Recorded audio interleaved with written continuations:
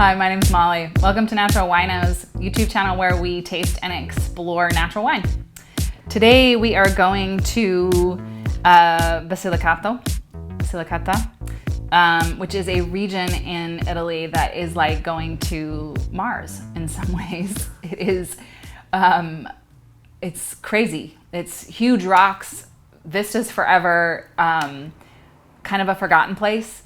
It's definitely not what people think of when they think of Italy. It's not the rolling hills and the beautifully groomed and gorgeous rows of vineyards. These are like old vines that are kind of gnarly, and they look like they have seen some time and seen some wars, and they have. Aglianico is the grape here in this region. Vulture is the region. It is a super dark, you'll see, it's a very, very dark-skinned grape. The family who has been revitalizing these old vineyards comes from a history and long line of winemakers, and decided to go to Basilicata to make wine here because they found it to be one of the places that they could be true to what they were thinking to make wine naturally and without additives. And it's very hard to find vineyards in other parts of Italy that haven't been manipulated or sprayed, or even if it's organic viticulture, organic in the vineyard, it can still have sprays that you would not want to put in the land personally, and would be very hard to make natural wine, because then you have this whole process of pretty much you have to wean the grapes, the vines, off of all of the chemicals that they're so used to getting. So think about it, if you have all the nutrients that are given to you and all the water is given to you and you never have to do anything, the root structure will be super superficial. It won't go down, it won't go deep, and therefore it cannot withstand disease. So now we have to spray for any diseases, any bugs, anything that might come.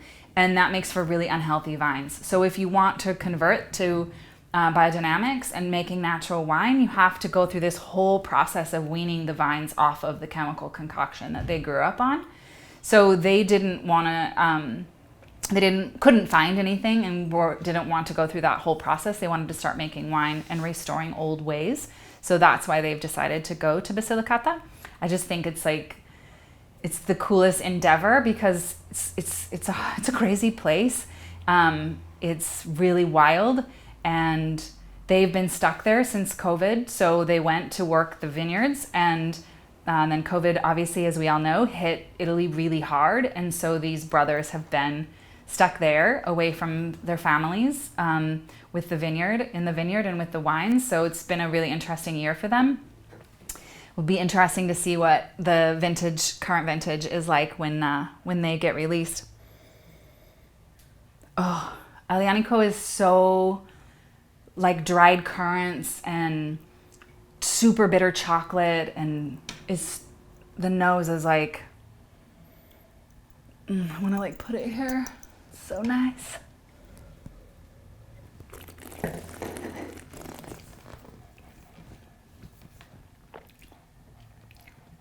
Almost dried fruit, raisiny in a way, but super chocolatey, almost like cocoa powder, hints of vanilla, even though it doesn't see any new oak.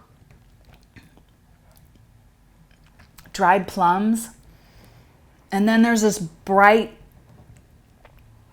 black cherry thing that kind of fills up your mouth as it starts to water and the tannins start to recede, that really just screams for steak or grilled meats.